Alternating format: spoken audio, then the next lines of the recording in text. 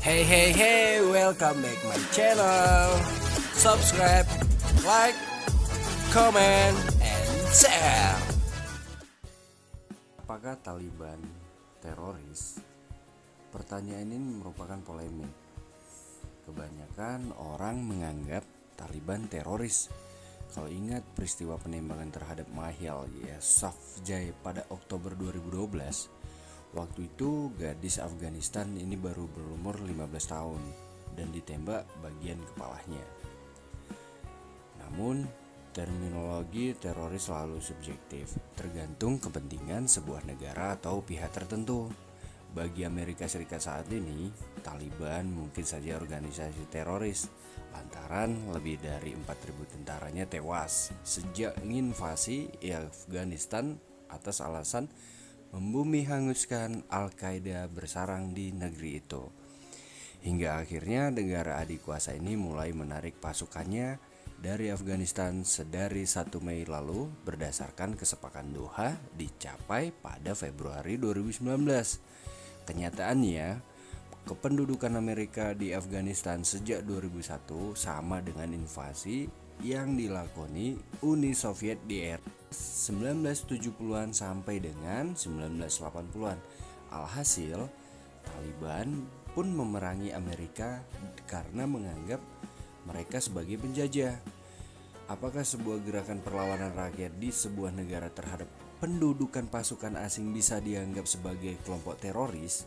Apakah Taliban cita-cita membangun pemerintahan Islam inklusif di negaranya sendiri, sama seperti pemerintahan Islam di Arab Saudi dan Iran, dapat dikategorikan sebagai teroris? Taliban bukan berambisi mendirikan khilafah dunia seperti mimpi ISIS. Taliban tidak berniat membuat cabang-cabang milisi di berbagai negara seperti yang dilakukan Al-Qaeda. Taliban menegaskan pula tidak akan mengekspor ideologi negara Islam ke negara berpenduduk mayoritas muslim lainnya, termasuk Indonesia. Padahal, ketika Taliban berjuang menghadapi penjajahan Uni Soviet, Amerika juga ikut mendukung. Keberadaan pasukan Amerika di Afghanistan selama ini malah telah memicu perang saudara antara pasukan pemerintah Kabul dibantu koalisi internasional dipimpin Amerika menghadapi Taliban. Faktanya, Taliban pernah menguasai 3/4 wilayah Afghanistan pada tahun 1996 hingga 2001, merupakan kekuatan politik sekaligus militer berpengaruh.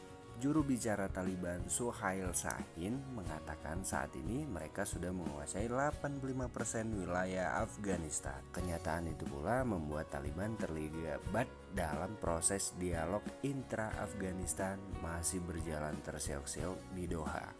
Fakta ini juga membuat delegasi kantor politik Taliban dipimpin Mullah Baradar, wakil dari pemimpin Taliban Maulawi Hibatullah Akhundzada, dari Doha bisa bertemu para petinggi di negara-negara tetangga termasuk Turkmenistan, Iran, dan terakhir diterima Menteri Luar Negeri sekaligus penasihat negara Cina Wang Yi di ibu kota Beijing. Apalagi Taliban sekarang sudah berevolusi. Juru bicara Taliban Suhail Shaheen menegaskan pemerintahan Islam akan mereka dirikan menghormati hak-hak perempuan. Mereka juga boleh bersekolah, bekerja, mengendarai sepeda motor, atau menyetir mobil asal berjilbab. Tidak wajib bercadar.